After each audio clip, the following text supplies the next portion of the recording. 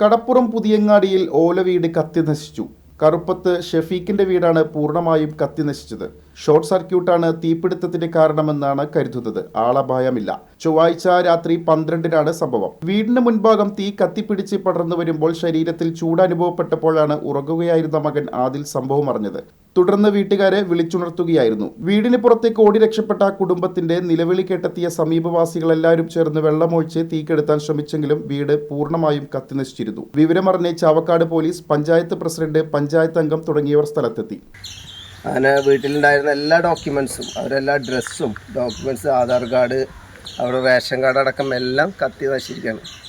ഈ അവസ്ഥയാണ്. ആകെ താൽക്കാലികമായി ഉണ്ടായിരുന്ന എല്ലാം ഇപ്പോൾ ഒന്നുമില്ലാത്ത അവസ്ഥയിൽ കത്തി നശിച്ചിരിക്കുകയാണ്. ഷെഫീറിനൊന്നും സംസാരിക്കാൻ പറ്റാത്ത അവസ്ഥയിൽ നിൽക്കുകയാണ്. ഷെഫീഖിന്റെ മക്കളായ ഫിദ, ആദിൽ എന്നിവർ കടപ്പുറം ഗവൺമെന്റ് വൊക്കേഷണൽ ഹയർ സെക്കൻഡറി സ്കൂളിലെ വിദ്യാർത്ഥികളാണ്. വീട്ടുകാരെ മാറ്റിപ്പാർപ്പിക്കാൻ താൽക്കാലിക സംവിധാനം ഒരുക്കിയതായി പഞ്ചായത്ത് പ്രസിഡന്റ് സാലിഹ ഷൗക്കത്ത് അറിയിച്ചു.